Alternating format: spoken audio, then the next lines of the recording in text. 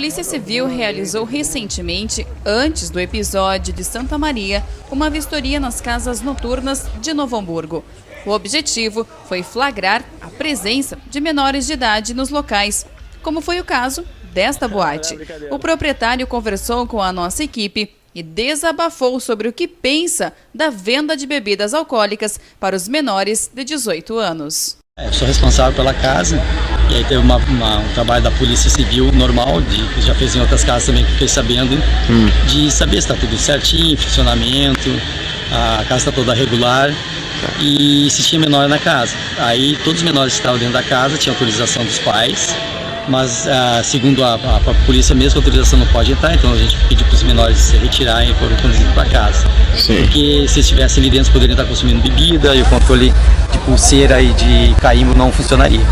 Então, cumprindo uma norma da legislação, a gente pegou e conduziu os menores para fora junto com a polícia, está tudo resolvido. Eu só pedi para eles também dar uma olhada aqui em volta da danceteria, que a casa ela tem um sistema de som que evita o som de sair para a rua. O som que sai para a rua não chega nos prédios. Tá? A gente tem laudo da prefeitura, tudo certinho. Então o som que sai não chega a isso. E sim os carros que ficam em volta, fica os guris botando o carro aqui, bebendo aqui fora também. Tem menores, então isso seria um trabalho da Polícia Civil. E também tem os bares lá em volta que vendem bebida para menores. Então às vezes encontro menor bêbado aí nas calçadas, pensando que é da nossa danceteria e não é. Então tem que ser bem claro isso aí. Outra coisa que eu só pergunto é que todo mundo já foi menor, né? Eu só questiono que se 16 anos pode votar, pode assumir todos os riscos, por que não pode ser preso e não pode sair numa balada e ser responsável pelo que vai consumir? Porque todo mundo já foi menor, eu já fui menor e sou ciente, já bebi quando era menor. A gente não pode ser hipócrita, dizer que menor não pode fazer nada, não pode ser para beber. Eu acho isso uma hipocrisia. Cumpro a lei mandou fazer isso, eu fiz. Agora eu com 16 anos, 17 anos bebi, assim como 99% da população do mundo. Se eu tiver errado isso aí, levante o dedo, tá bom? Correto. Então finalizo aí, eu acho que tem uma casa boa, uma casa conceito, uma casa que vai daqui uma semana, duas vai abrir durante o dia, vai abrir um happy hour para toda a galera curtir. É uma casa limpa, tá? Apesar de muita gente querer derrubar a nossa casa, que não tem nenhum ano, ela já está aí bombando. Estou convidando todo mundo que quiser conhecer a casa. Hoje menor não entra, mas quem sabe se a lei mudar. Obrigado. Mas é importante. Vai nessa, Duda!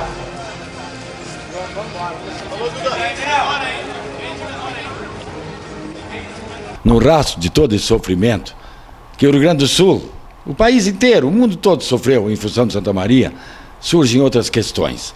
Agora os holofotes se voltam para as boates.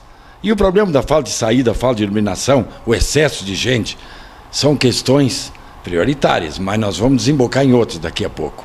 Como mostram as imagens que o repórter Rafael Decker fez de uma recente batida da Polícia Civil numa casa noturna de Novo Hamburgo, onde a questão era outra. Além de muita gente, retirar os menores de idade que estavam dentro dessa casa, e muitos deles consumindo bebida alcoólica. O proprietário do estabelecimento ainda fez um pronunciamento, num rasgo de franqueza, dizendo que ele acha que o menor pode beber sim. Se tem 16 anos, por que não pode beber? Por que não pode se determinar? Ele diz que ele cumpre a lei, o que não é bem verdade, porque alguns foram retirados. Mas ele teve essa franqueza de dizer, assumiu essa postura, sem fazer apologia à prática do crime. Eu só questiono que se 16 anos pode votar, pode assumir todos os riscos, por que não pode ser preso e não pode sair numa balada e ser responsável pelo que vai consumir? Nós, sobre essa questão da venda de bebida alcoólica para menores nas casas noturnas, vamos ouvir a opinião do promotor Eugênio Paes Amorim. Promotor, e aí, entre todo esse rosário de problemas que nós temos, que agora explodiu com essa questão de Santa Maria, essa venda de bebida alcoólica para menor, promotor, como resolver isso? A questão é importante discutir nesse momento. Eu pensava já no momento da ocorrência de Santa Maria, coisa que eu não vi ser falada até agora. Olha só, 240 pessoas é o que morre de gente em um fim de semana no trânsito brasileiro. Só que eles não morrem todos juntos. E dessas 240, 200 ou 210 morrem por conta de motoristas embriagados. E são jovens. Ninguém falou nisso ainda.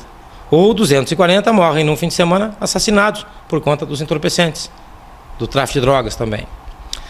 E nós não olhamos para esse problema. E também não há fiscalização, também não há o poder público atuando, né? Agora em Santa Maria se quer culpar até os bombeiros. A defesa sempre dá explicações, atirando para todo lado. A culpa é dos empresários, a maior culpa é dos empresários, lá e aqui. Se eu tenho um lugar onde eu tenho um estabelecimento que eu vendo bebida alcoólica, eu conheço a lei, eu proíbo de beber. Ele não vai beber no meu estabelecimento. Então a verdade é essa, nós temos que fiscalizar, temos. Mas nós não temos a condição de fiscalizar como deveríamos. É impossível fiscalizar 24 horas a contento. Tem que ter conscientização. Então eu atribuo a maior parte da culpa aos empresários, que tem que ser mesmo punidos severamente. E tem que mudar a cultura. Tem que mudar essa cultura de incentivar, inclusive, a gurizada a beber. Porque o álcool está matando tanto ou mais do que drogas e qualquer outras circunstâncias perigosas da vida. Se não mata por conta de acidente de trânsito, por conta de brigas, por conta de outros envolvimentos violentos, ele vai tornando precária a saúde da criatura e torna até, quem sabe, a vida mais curta, né? Então, é algo que nós temos que nos preocupar muito, sim, muito, demais. No caso flagrante, entrou na boate, uma casa noturna, está vendendo bebida alcoólica para menor. Qual é a penalidade? O que está previsto? Qual é a tipificação desse crime? A legislação tem no Estatuto da Criança e Adolescente a figura típica de fornecer essa bebida alcoólica para criança ou adolescente. Eu não me lembro o artigo, há muito tempo eu não trabalho nessa área, mas se não me engano é 243. E se ainda não me engano, a pena de detenção de 6 meses a 2 anos é uma pena baixa, que não dá propriamente cadeia no primeiro momento, mas pode levar o autor a uma suspensão condicional do processo com condições a serem cumpridas, ou uma condenação a uma pena restritiva. Ou seja, há mecanismos, né, que possam pelo menos ser pedagógicos em relação a este dono do estabelecimento, ou alguém que está cuidando, ou que está administrando o estabelecimento, em relação aos demais. Resta cumprir a lei, e resta também, assim, as próprias pessoas que estão no estabelecimento estarem atentas a isso. Outro dia alguém falou, no programa de rádio que eu me encontrava, uma pessoa falou a respeito, inclusive, de uma sociedade de Novo Hamburgo, né, que outro dia tiveram que tirar uma menina para vomitar lá fora, e etc, etc. E eu disse, mas como é que chegou a esse ponto? Porque já entram bêbados. Bom, espera um pouquinho. Vocês não podem deixar entrar bêbado. Porque se deixar entrar bêbado, vão explicar depois que não bebeu ali dentro. Não pode deixar entrar bêbado, não pode deixar beber ali dentro, não pode deixar beber demais ali dentro. Aliás, deixar a pessoa beber demais e ficar embriagada dentro do estabelecimento, nem o maior pode. A lei veda você servir bebida alcoólica para alguém que já está embriagado. Isso também é proibido, se não me engano é contravenção penal. Pode ter 50 anos de idade. Poucas pessoas sabem. Você não pode dar mais bebida para o bêbado. Também é uma infração. E no caso da reincidência de venda para menores, aí já começa a complicar mais. Aí na caso da reincidência pode dar até uma pena de prisão, não é? Acontece que tem que mudar a cultura. Mas isso é crime afiançável, no caso de um flagrante? É crime afiançável, é crime de menor potencial, como se diz. Agora nós temos que mudar a cultura, porque hoje não se faz festa sem fazer o esquenta, né? E você vê, por exemplo, eu pouco saio na noite hoje, mas eventualmente se sai, você vê mulheres, não são meninas mais. Menina você vai dizer, bebendo tão jovem, por um lado é um absurdo, mas por outro lado é a imaturidade da adolescência. Não se explica, mas vá se entender um pouco. Agora você vê mulheres de 32, 35 anos, 40 anos, embriagadas, caindo aos pedaços, se agarrando em qualquer tatu, como diz um amigo meu, na festa, que não teria condições de fazer aquela festa de outro modo, né? Esse problema vai muito longe a raiz disso, seguramente na questão psicológica também, no avanço da nossa sociedade. No avanço, talvez, até da mulher, porque a mulher está bebendo mais que o homem, impressionantemente que pareça. E fumando bastante também. Pois é. O senhor coloca a coisa para o empresário, para encerrar. Muita gente dentro da casa, além da lotação, para ganhar mais dinheiro. Vende bebida para menor ou para adulto já embriagado, para ganhar mais dinheiro. A questão econômica está sempre por trás disso. Eu também falava outro dia na manifestação do rádio a respeito de Santa Maria. Tudo é a ganância do dinheiro, tudo é o vil metal, né? Aí vem depois um advogado dizer que a culpa é do bombeiro, que a culpa é do promotor que não fiscalizou, que a culpa é sei lá de quem, e forjarem 1000 versões. Toda vez que acontece esse tipo de coisa, não falta alguém que vá fazer a cortina de fumaça. E a cortina de fumaça aqui já foi feita no fato, né? Querem fazer outra agora. E não só neste caso, como em outros. a culpa principal, maior, né, além da parcela da sociedade, da cultura, ela é do empresário. Nós temos que ter essa consciência. Eu tenho certeza que em outros países, em alguns, deve haver. O cidadão, ele tem que cuidar da sua casa. Aqui na minha casa, aqui nós estamos aqui agora, nesse meu espaço, que é o espaço que se come, que se bebe na minha casa, aqui, ó. Aqui, se o sujeito começar a beber, se ele der bebida para uma criança... Aqui não bebe menor de 18 anos na minha casa. Aqui na minha casa não bebe. O meu sobrinho fez 18 anos faz poucos dias. Ele queria beber uma semana antes e eu não deixei. Isso é uma consciência, tem que ter isso. As tendências, a tecnologia, as ideias. Tudo o que a indústria coureiro calçadista precisa está na FIMEC 2013. A evolução coureiro calçadista. De 12 a 15 de março, na FENAC em Novo Hamburgo.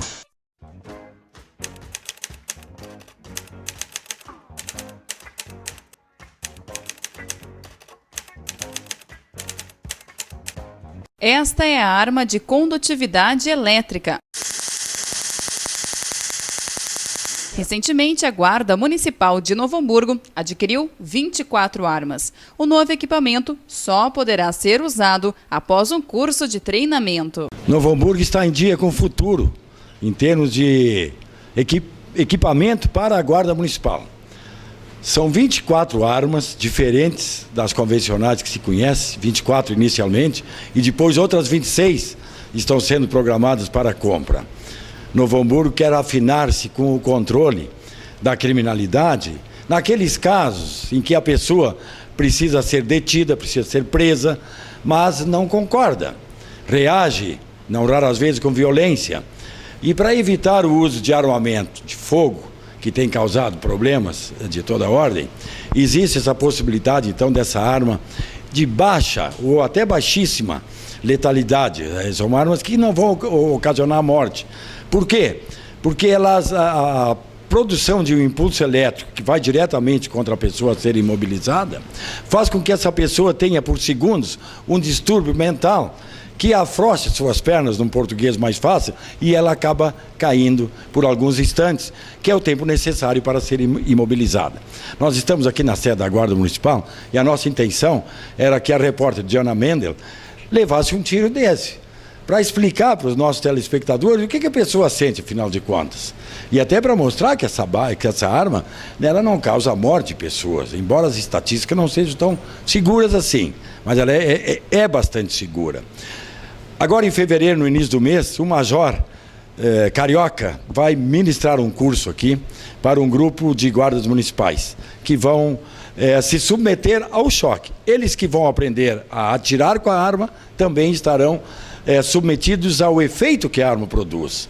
Então, isso é uma das regras desse treinamento. Nessa oportunidade, então, a repórter Diana Mendel poderá ser atingida, até porque nós teremos, então, uma ambulância com uma pessoa habilitada, com um técnico em enfermagem, eventualmente até o médico, para que, na eventualidade de que ocorra um acidente, que a pessoa possa ser atendida. Vamos aguardar fevereiro, mas até lá a gente já fala alguma coisa sobre esse assunto, que coloca Novo Hamburgo em dia com o futuro em matéria de combate à criminalidade. Esse equipamento aqui vem em encontro à portaria interministerial de 2010 do governo federal, que obriga todo o órgão de segurança pública integrado que utilize, além do equipamento letal, 2 equipamentos menos letais, ou menor, de menor potencial ofensivo, né, para que se possa primordialmente preservar a vida humana, né. Então, existirão situações em que o diálogo não terá levado em conta, né, todo o convencimento não sendo possível, ter necessidade de conter uma pessoa violenta, agressiva, insulto, etc., e que seja preciso utilizar esse equipamento para imobilizá-la, né? Então será utilizado esse equipamento que chama dispositivo eletrônico de incapacitante, né? Ou pistola elétrica de baixo potencial ofensivo, né? Para que seja dominada a situação e que seja preservada a vida, tendo êxito na situação do modo geral, né? Bom, e na prática, comandante, o senhor aqui está nas mãos com uma das armas. Ao todo são 24 armas que serão utilizadas neste primeiro momento pela Guarda Municipal e já um projeto para mais. Em primeiro momento vai ser feito a instrução de preparação e qualificação nos primeiros servidores que irão utilizar esse equipamento. Então, a partir do dia 5 do mês que vem, 5, 6 e 7, será ministrado o curso para a primeira turma que estarão habilitados a utilizar esse equipamento na rua, né? Tem previsão também de mais 26 armas similares a estas num próximo momento, a partir de um convênio com o governo federal, um projeto, né, que virão mais 26, somarão 50 armamento elétrico Spark, né? A princípio tem todo um regramento para ser utilizado, seguindo os degraus do uso da força, né? Então esse equipamento praticamente é o último degrau antes de usar uma arma de fogo, né? Então deveria ser levado o critério da saúde da pessoa, o ambiente, né? Não deveria, o ambiente que tenham gases inflamáveis, produtos inflamáveis, ou a pessoa com gasolina no corpo, não poderão ser utilizados para não causar um incêndio, um acidente.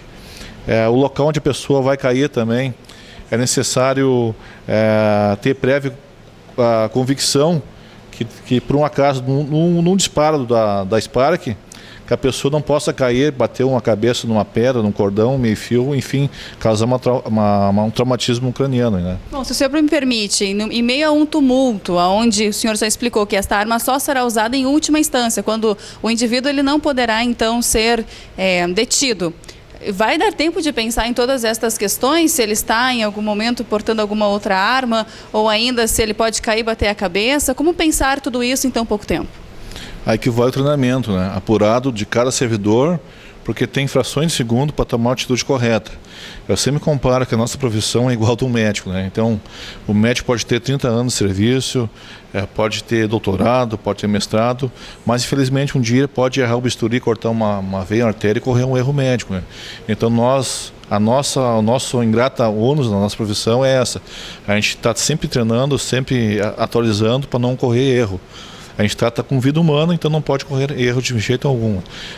A questão de lidar com tumulto, na verdade, essa arma é mais direcionada para um caso de uma pessoa estar agressiva, num surto, uma situação que se detiver uma pessoa, não em tumulto generalizado, né?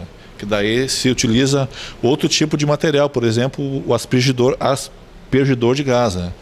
Então, esse equipamento não é para ser utilizado em tumulto generalizado de pessoas, né? Vamos explicar então aqui para os nossos telespectadores na prática como ela funciona. Já captamos algumas imagens anteriormente, mas aqui o senhor poderia mostrar em punhos que ela um disparo por 5 segundos, mas há também como controlar este tempo? Ela tem um período X para após acionado o dedo no gatilho, né? Que ela fica emitindo descarga elétrica após atingir os dados na pessoa, né? Então é o tempo praticamente suficiente para que a pessoa perca o controle, né, da musculatura e fique confusa. Nesse meio tempo, um segundo agente poderá tranquilamente mobilizá-la a fim de controlá-la, né, retirando também os dados da pessoa. No momento em que ela está recebendo o choque, não deve ser tocada? Ela pode ser contida. Na verdade, o choque, a descarga do choque elétrico é no local onde foi lançado os dardos, né? E há um local próprio, por exemplo, o senhor agora há pouco comentava conosco que a região da face, pescoço, não deve ser atingida. Sim, regiões próximas à nuca, né, que possam causar algum risco à equanimidade da pessoa devem ser evitadas. Então, preferencialmente, a região dorsal, das costas, a parte da frente, abdômen e coxas, né? Evitar a virilha, pescoço e crânio, né?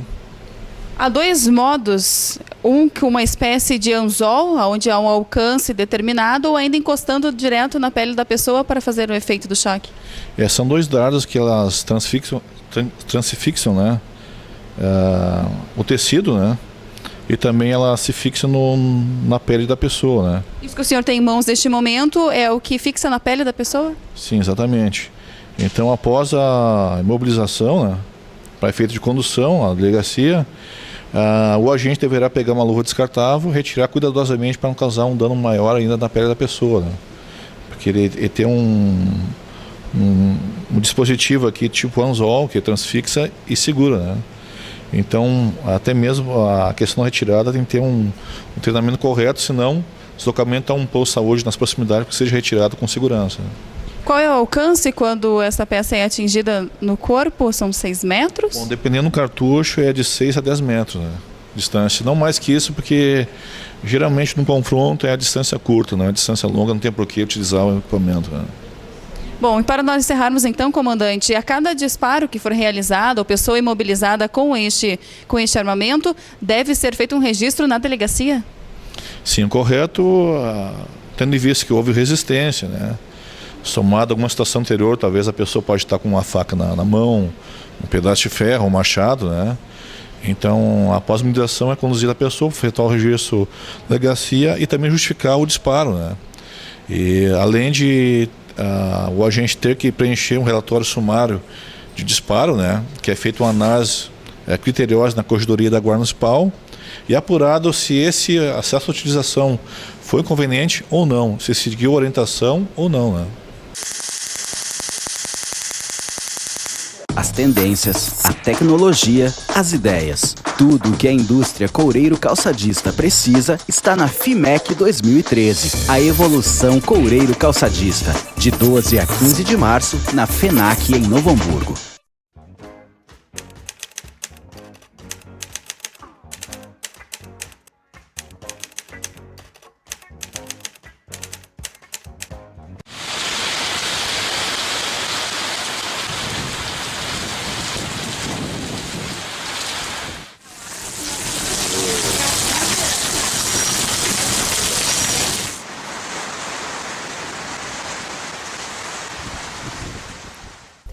Continuidade, então, ao nosso quadro do programa Aurélio Decker Repórter Guarde Água que Cai do Céu. Hoje o nosso bate-papo é aqui no bairro Primavera com o senhor Ernesto Bortoli. Ele que trabalha aqui na área da recolhimento de lixo no município de Novo Hamburgo. Senhor Ernesto, primeiramente obrigada por nos receber na sua residência. E aqui, conforme já podemos observar, o senhor já tem todo um trabalho desenvolvido para guardar a água da chuva. Sim. É um reservatório de 17 mil litros, né? Que a gente tem aqui, onde que alimenta todo o sistema do jardim e também a questão dos vasos sanitários aqui da minha casa. Há quanto tempo o senhor vem guardando a água da chuva? Olha, esse reservatório aqui, eu me mudei para cá, foi em maio. Eu acredito que lá em agosto, por aí, ele já estava em funcionamento, né? Qual é a capacidade de recolhimento de água? Olha, o reservatório em si, a capacidade dele é para 20 mil. Mas como eu tenho que ter uma reserva, uma questão assim para sair a água, né? Para não transbordar, daí ele ficou com 17 mil litros daí. Na prática, o senhor utiliza como água? Olha, eu utilizo tanto para molhar a questão assim do jardim, né, que eu faço a lavagem da calçada, a lavagem do carro, né, e nos vasos sanitários. E a ideia veio da onde? Olha, a questão assim é que como eu trabalho com o meio ambiente, né, eu procuro assim, dentro do possível, né, sempre ajudar o meio ambiente, né. Então veio da minha cabeça mesmo, foi minha ideia, né, de fazer. A casa do senhor é nova, como a gente pode observar, e além disso, a construção então deste reservatório veio junto com a casa onde o senhor morava antes, já tinha um trabalho como este, ou a ideia surgiu a partir do momento que se mudou para cá? Não, foi quando eu me mudei. Na casa anterior eu não tinha reservatório, né? E então eu usei a mesma mão de obra que construiu a casa, daí foi até num tempo vago deles, que estavam esperando o material chegar aí, que estava em falta, e daí eles aproveitaram para fazer o reservatório, né? Qual foi o valor, então, gasto ou até mesmo utilizado para fazer o reservatório? Olha, o reservatório em si, eu acredito assim que ele deve ter custado assim em torno de uns R$1.000 a R$1.200, tá? Só que daí eu tenho que colocar também que tem uma bombinha que ele manda água para a caixa d'água, tem a caixa d'água que é só para ele, mais a tubulação. Eu acredito que somando tudo isso aí fica em torno de R$2.500 a R$3.000, né? Mas com certeza, se eu diluir isso aí no tempo de vida útil dele, para mim vai ser bem lucrativo, né? O senhor até mesmo coloca alguns produtos na água, né? Para mantê-la até mesmo longe de dengue, apesar de ser bem tapada. Eu coloco uma vez por semana uma dose, né, de cloro, né, que é basicamente o mesmo cloro que a gente usa em piscina, né, daí eu coloco ali dentro, só largo dentro e a água fica bem incolor, sem cheiro, sem nada, né. O senhor já pensou a possibilidade até mesmo de consumir a água, tomar esta água? Olha, não pensei, sabe? Não pensei. Por causa que nós temos aí um problema aí da questão da poluição, né? E quando a chuva, principalmente os primeiros minutos da chuva, né? E eu não tenho como separar ainda esse sistema, né? Mas não pensei, não. Na prática, a conta de água hoje do senhor nesta nova residência é menor do que era na antiga, onde não havia o reservatório? Sim, eu passei de R$150 de água para 50. Né, a taxa mínima, né? Isso. Senhor Ernesto, muito obrigada pela atenção. Obrigado a vocês por ter vindo aqui prestigiar a minha casa, né, e a minha obra, e também para divulgar também, porque eu acho que todo mundo fala em meio ambiente, fala do Procinos e tudo mais, né, da nossa preocupação com o Rio dos Sinos, e eu acredito que com medidas assim tão simples e tá tão perto da gente aí, pode ajudar muito o nosso Rio dos Sinos, né. Então faça que nem o senhor Ernesto também. Guarde água que cai do céu.